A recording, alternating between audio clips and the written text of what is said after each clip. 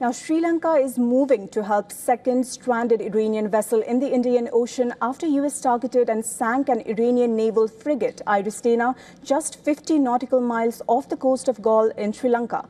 When it was hit, 2 other Iranian warships were sailing in the nearby waters.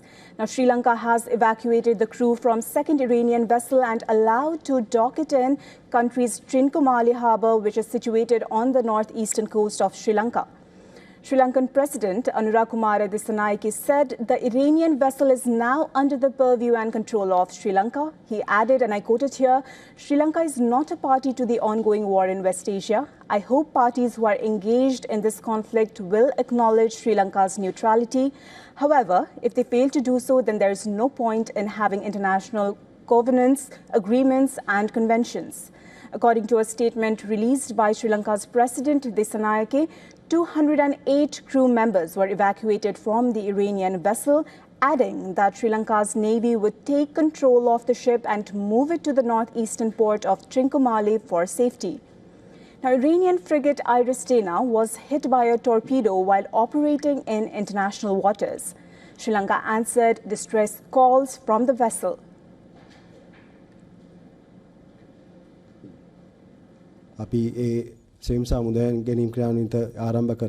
When we were carrying out search and rescue work, we were able to rescue a group of people who were in the sea. By talking to them, it became clear that they were from an Iranian ship and needed urgent medical attention. But by the time help reached, many of the crew had already been killed. Sri Lanka's authorities have recovered 87 bodies so far and rescued 32 sailors alive but injured. Many others still remain missing. IRIS Dena and Iranian crew on board the naval frigate were part of an exercise in India last month. Now, Iranian sailors were also part of a marching contingent as they participated in a city parade to inaugurate the naval exercise in India's Visakhapatnam.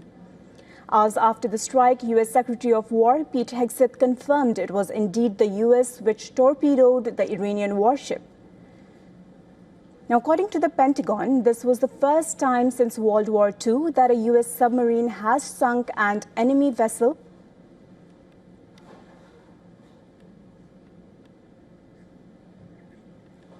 After briefings from Pentagon and the White House, it is clear that the sunken vessel is not the only Iranian warship in South Asia that is at risk of becoming a target of U.S. strikes. The American strike on Iranian ships 2,000 miles away from Iran's shores in South Asia has raised serious concern on the scale of this war and what it means for countries in the neighborhood. Apart from the West and GCC countries, will South Asian nationals also be drawn into a war that they have in fact nothing to do with? That's the question that remains, and as experts raise such questions, Indian Navy has released a statement on the Iranian ship that was targeted close to Sri Lanka's waters. The statement says that Indian Navy received a distress call from IRIS Dena in the early hours of March 4th, as reported by the Sri Lankan Navy. According to the statement, naval authorities promptly launched its search and rescue efforts, commencing with a long-range maritime patrol aircraft to augment the search efforts led by Sri Lanka. Indian Navy says that coordination with the Sri Lankan side on search and rescue efforts is still underway. And for more on this, joining us live from Jerusalem is Alex Strayman. He is the CEO and Jerusalem Bureau Chief of Jewish News Syndicate. Alex, welcome to WION World is One. Thank you for having me. Alex, as this war moves into its 7th day soon, are you seeing any real slowdown in Iran's missile and drone barrages there? Oh, absolutely. We've seen a dramatic lessening of the amount of ballistic missiles being fired at Israel, as much as 80% less than the first day. So we're seeing that the IDF is stating, together with the United States, that they are specifically targeting the launchers that Iran is using to fire ballistic missiles at Israel. Those launchers are a bottleneck in the system for Iran. So even if they have stockpiles of ballistic missiles, if they don't have the launchers, then they cannot deliver the ballistic missiles. Right now, the IDF is saying that every time Iran uses a launcher, it is the last time because they immediately target it. Alex, you're right there on the ground inside Israel. I'd like to know, what does daily life look like for civilians right now? Are large parts of the population still spending extended time in shelters? And how sustainable is that if the conflict drags on?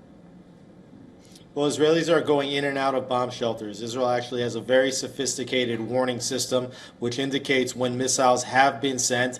Then there's several minutes before you get a specific alarm stating that your area, and that could even be a specific area inside a city, is at risk of being targeted. So Israelis are only going into the bomb shelters when they know a missile is coming.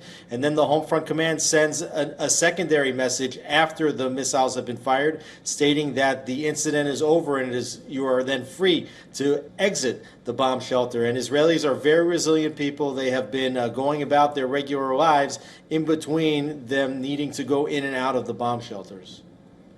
Alex, reports even say that the Israeli military is preparing for another 1 to 2 weeks of operations after already dropping more than 5,000 bombs. Does that suggest that Israel believes it can significantly degrade Iran's capabilities within a defined window? Oh, absolutely. I think according to the IDF reports as well as the U.S. military reports, they've already degraded Iran's military capabilities dramatically, and they're using this time now that they have complete air superiority over the skies of Iran to further degrade that military capability, making sure that not only don't they have the power to fire at Israel or American allies in the Middle East, but that they will never again have the power to fire at Israel or American allies across the Middle East. Alex, if we look from the Iranian side, Iran is now threatening to strike Israel's Dimona nuclear facility if the US and Israel try to topple the regime. If we look from a strategic standpoint, how credible and how dangerous is that threat? Well, I think at this point it's not very credible, because if they had the capabilities of hitting that target, they would have done so already. Not to mention that Israel has protected this facility greater than any facility probably in the country for many years. It's a very deep underground facility, and I don't think that there's any indication that Iranian ballistic missile could put the state of Israel in great danger by hitting it. Now, we also know that Washington says it is working on plans to secure the Strait of Hormuz to ensure that there is a free flow of energy. So if we look from the military perspective, how feasible is it to guarantee that in the middle of an active regional war? Well, that's why you saw the United States targeting the Iranian naval vessels, wherever they may be. These are some of the tools that Iran has used in order to maintain control over the Straits of Hormuz. The United States has said that it will escort ships through the Straits of Hormuz, and those would be ships specifically going towards the United States and American allies. They don't want to see any more shipments being held up in the Straits, nor do they want to see any shipments of oil going to China at discounted prices. So they're looking at Iran and their supply of oil as a strategic lever in terms of the economic battle between the United States and China.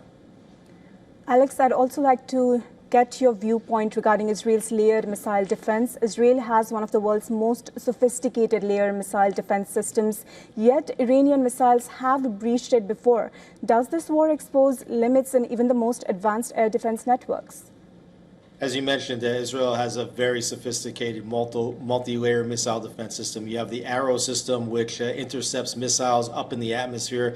You have the David Sling system, which intercepts medium to long-range missiles. And you have the Iron Dome system that intercepts short-range missiles. Also, the United States has participated with their THAAD ballistic missile defense system. So you have multiple layers working simultaneously. That doesn't mean that they capture all ballistic missiles. They have intercepted the overwhelming majority of ballistic missiles, but Iran has fired some hypersonic missiles that have managed to evade the multi-layered defense systems. They also use cluster bombs, which even if they can be intercepted, they can break apart mid-air before hitting the ground and then sending multiple munitions over a wider period. So we have seen at least a dozen direct hits that have gotten through the multi-layer defense, and we have seen many casualties. There was one casualty, one event that hit a home and a synagogue, killing 9 people on Saturday. Alex, our latest developments show that President Trump is urging President Isaac Herzog to pardon Benjamin Netanyahu so he can focus fully on the war effort. How unusual is it for domestic legal and political battles to intersect so directly with wartime leadership? Well, I think it is uncommon, but there's nothing about President Trump that suggests that he acts in a common way. However, it has been unfortunately, it's actually been the policy of many presidents to try to intervene in Israeli political affairs, dating back to President Bill Clinton has openly acknowledged that he did everything in his power to try to get Netanyahu unseated in the 90s. Barack Obama gave his political consultants and also State Department funding to try to have this very president, Isaac Herzog, defeat Netanyahu in the 2015 election. Joe Biden and many members of the Democratic Party tried to intercede at the beginning of the war, telling Netanyahu that he should step down or hold an election at the beginning of the war. So I think what President Trump is doing is indicating to the Israeli public that the prime minister that he prefers to see lead the state of Israel is the one leading the state of Israel right now, and that's Benjamin Netanyahu. Alex, the latest reports show that Minister of Defense of Israel Katz, has said that Prime Minister Netanyahu has set goal of killing Khamenei in November itself. And Iran protests have also sped up U.S.-Israel strike plans. Your thoughts on this? Well, you saw that the very first strike of this war was to take out Ali Khamenei, the Ayatollah, the supreme leader of Iran, and 40 of his closest advisors. A regime change, a senior official told me, is the purpose of this war. While Israel was content in June of this past year during the 12-day war to specifically only target the nuclear missiles and the ballistic missile capabilities.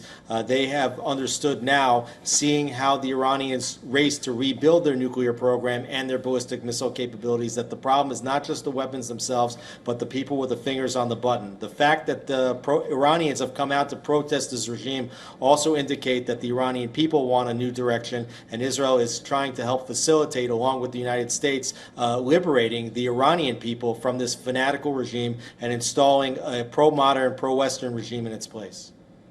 Thank you so much, Alex, for sharing your insight and making time for us here at WION World is One. Thanks for having me.